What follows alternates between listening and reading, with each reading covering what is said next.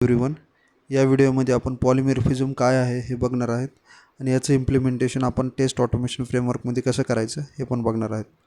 तर पहिल्यांदा आपण अंडरस्टँड करू की what is polymorphism. Polymorphism exactly काय आहे. जर एखादी वस्तू जर आपण तिला मल्टिपल वेनं जर वापरत असाल, जर एक गोष्ट जसं की इथं आपण लिहिलेलं आहे वन ऑब्जेक्ट म्हणजे स्पीकर, त्याची आपण खूप वेळ म्हणजे खूप टाईपने वापरतो, जसं की म्युझिक प्लेअरचा म्हणून वापर करतो किंवा फोन कॉलसाठी वापर करतो किंवा अलाराम सेटअप करण्यासाठी वापर करतो. म्हणजे एक ऑब्जेक्ट आपण खूप प्रकारे वापरतो, त्याला आपण रिअल वर्ल्डच्या ॲनॉलॉजीनं पॉलिमॉर्फिझम असं म्हणतो. ओके. आणि दुसरं एक रिअल वर्ल्ड एक्झाम्पल घ्यायचं म्हटलं तर पाना म्हणजे रेंज. जर त्याचा पण आपण मल्टिपल सिनॅरिओनं वापर करतो, जसं की रेंज आपण वापरतो नट टायटन करण्यासाठी किंवा पाईप लूज करण्यासाठी किंवा लेवर म्हणून पण आपण पाण्याचा वापर करतो. ओके. स्क्रू डिले करण्यासाठी. करेक्ट. तसंच पॉलिमॉर्फिझम म्हणजे one object multiple outputs. Correct. तसंच पॉलिमॉर्फिझमचे दोन प्रकार पडतात, एक कंपाईल टाईम पॉलिमॉर्फिझम आणि run time polymorphism. Okay. Compile time compile time polymorphism आपण कसं अचीव करतो, by using a method overloading. आणि रन टाईम पॉलिमॉर्फिझम आपण कसं अचीव करतो, by using method over riding. Okay. तर म्हणजे दोन प्रकार आहेत, एक मेथड ओव्हरलोडिंग आणि मेथड ओव्हर रायडिंग. जर आपण मेथड ओव्हरलोडिंग शिकलो तर आपण काय अचीव केलं, कंपाईल टाईम पॉलिमॉर्फिझम. आणि जर आपण मेथड ओव्हर रायडिंग शिकलो तर आपण काय अचीव केलं, तर रन टाईम पॉलिमॉर्फिझम. ओके. तर त्याच्या डेफिनेशननुसार ते कशी असेल डेफिनेशन त्याची. मेथड ओव्हरलोडिंग म्हणजे एका क्लासमध्ये जर आपण सेम नावाच्या मल्टिपल मेथड्स बनवल्या आणि त्यात फक्त पॅरामीटर्स म्हणजे आर्ग्युमेंट डिफरंट ठेवले तर त्याला आपण मेथड ओव्हरलोडिंग म्हणू शकतो. Okay. Method with same name but different parameters within a single class. म्हणजे एका क्लासमध्ये एक मेथड आहे आणि ती खूप वेळेस आपण वापरली, फक्त त्याचे पॅरामीटर्स म्हणजे सिग्नेचर, मेथड सिग्नेचर जे असतं ना, ज्याच्यामध्ये इंट ए म्हणतो आपण किंवा स्ट्रिंग बी, ते जे पॅरामीटर्स आहेत ते जर आपण फक्त चेंज केले प्रत्येक मेथडला तर त्यावेळेने आपण मेथड ओव्हरलोडिंग इम्प्लिमेंट करतो एका क्लासमध्ये. आणि दुसरं आहे method over riding. Method over riding म्हणजे इथे आपण इनहेरिटन्स कन्सेप्ट वापरतो, जसं की पॅरेंटच्या प्रॉपर्टीज आपण चाइल्ड क्लासमध्ये इनहेरिट करतो. तर इथे आपल्याला will redefine a base class method in a sub class. म्हणजे आपण बेस क्लासमधल्या ज्या मेथड आहेत आपण त्या सब क्लासमध्ये वापरतो. जसं की बेस क्लासमध्ये जर आपण काही कलर वगैरे त्याच्या ज्या प्रॉपर्टीज, ऑब्जेक्टच्या प्रॉपर्टीज मेन्शन केलेल्या असतील, त्या जर आपल्याला बेस सब क्लासमध्ये जर त्या प्रॉपर्टीज वापरायच्या असतील तर आपण इनहेरिटन्स एक्सटेंड कीवर्ड्सनं ते दोन्ही क्लास एक्सटेंड कीवर्ड्सनं इनहेरिट करतो आणि त्या फर्स्ट मेन जे बेस क्लास आहे त्याच्या प्रॉपर्टीज आपण सब क्लासमध्ये वापरू शकतो. ओके. फक्त इथं एकच कन्सेप्ट आहे की इथं एक इनहेरिटन्स वापरावं लागतं. जसं की इथं आपण पॅरामीटर्स डिफरंट ठेवतो तसं इथं पॅरामीटर्स आपल्याला सेम ठेवावं लागतं. Okay. It resolved by compiler at the compile time. म्हणजे आपल्याला हे मेथड हे जे आहे ना method overloading compile time polymorphism, हे आपल्याला at the time of compiler आपल्याला फेस होतं आणि ते रिझॉल्व पण त्याच टायमाला होतं. Same way run time polymorphism आपण फेस करतो ज्यावेळेस आपण प्रोग्राम एक्झिक्यूट करतो. म्हणजे at the time of execution will face this that run time polymorphism and it will executed also at the time of execution. Okay.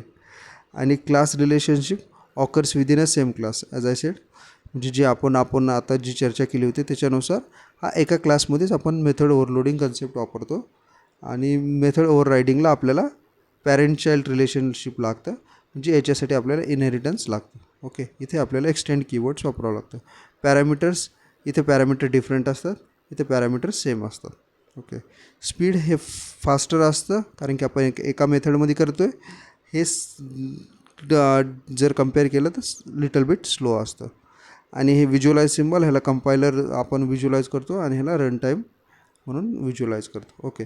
Practical वे जर ह्याचं एक practical real time जर बघायचं असेल आपल्याला सिनॅरिओ, ते पण बघू शकतो आपण. आता एक फायनान्शियल ॲप्लिकेशन आहे जे बँकिंग डोमेनचं ॲप्लिकेशन आहे. जसं की आपल्याला पेमेंट करायचे. ओके, तर आपण काय केलं, एक पेमेंट गेटवे नावाचा एक क्लास क्रिएट केला आहे आणि त्यामध्ये आपण एक मेथड बनवली प्रोसेस पेमेंट. परत तीच मेथड बनवली, त्याच नावाची अजून एक मेथड बनवली आणि परत अजून एक त्याच नावाची मेथड बनवली. म्हणजे प्रोसेस पेमेंटच्या 3 मेथड बनवल्यात. का बनवल्यात 3 मेथड? तर आपण एक तर पेमेंट करतो आहे, पण आपल्याला पेमेंट 3 वेनं करायचं. ओके, 3 टाईपनं पेमेंट करायचं. एक क्रेडिट कार्ड थ्रू करायचं, एक पेपल ईमेलनं करायचं आणि तिसरं क्रिप्टो ॲड्रेसनं करायचं. ओके, 3 वे आपण पेमेंट करू म्हणजे करायचं आहे आपल्याला. तर 3 वे जर पेमेंट करायचं असेल, आपण एकच मेथड वापरतो आहे, प्रोसेस पेमेंट. फक्त आपण इथल्या पॅरामीटर्स आहेत ना ते चेंज करतो. ओके, इथं स्ट्रिंग आहे, इथं नॉर्मल आहे. क्रेडिट कार्ड म्हणजे इथे नंबर टाकावा लागेल, इंट वापरला आहे आपण. ओके, तर इथे आपण असं डिफरंट पॅरामीटर ठेवून एका क्लासमध्ये एकच मेथड डिफरंट पॅरामीटर, म्हणजे इथे आपण काय अचीव केलं, मेथड ओव्हरलोडिंग. ओके, अशाच प्रकारे आपण ॲप्लिकेशनमध्ये पण रिअल टाईम ॲप्लिकेशन जे असतात ऑफिसमध्ये आपण जे वापरतो प्रोजेक्टसाठी, तर त्यामध्ये पण असंच आपण हे इम्प्लिमेंट करतो. ओके, तर अजून एक रिअल टाईम एक्झाम्पल आहे, म्हणजे सिम्पल एक्झाम्पल आहे. जर आपल्याला एक कॅल्क्युलेशन करायचं आहे, जसं की आता इथं एक आपण क्लास क्रिएट केला आहे सम मेथड ओव्हरलोडिंग नावाचा. ओके, तर इथं सम करतो आहे आपण. तर इथं आपण काय केलं, इथे बघा तुम्ही, ॲड नावाची मेथड आपण खूप वेळेस इम्प्लिमेंट केली आहे. म्हणजे किती वेळेस, 1 2 3 4 वेळेस केली. आपण फक्त इथे सम करतो आहे, सगळ्या मेथडमध्ये आपण अरिथमॅटिक ऑपरेशन परफॉर्म करतो. तर इथं इंट ए इंट बी केलं आहे आपण, म्हणजे ए आणि बीचीच सम करतो आहे.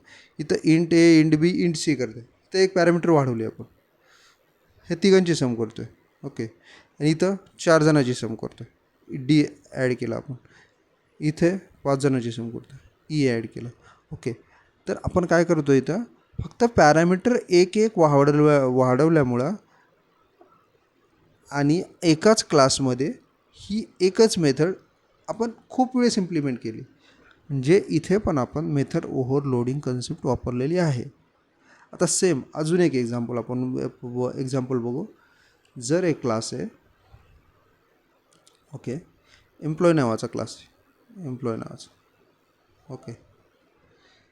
आता अशी रिक्वायरमेंट आहे की आपल्याला त्या एम्प्लॉयची इन्फॉर्मेशन एका एक्सेल शीटमधून फेस करायची. ओके, आपण ज्यावेळेस real time test engine framework असतं, तर त्यावेळेस आपल्याला खूप डेटा एक्सेल शीटमधून फेस करावं लागतं.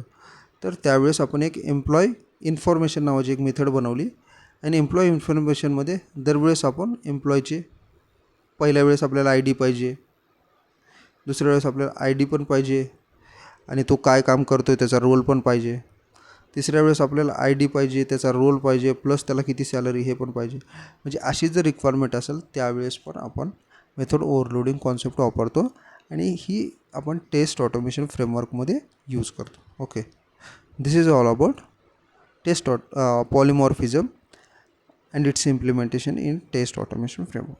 Thank you.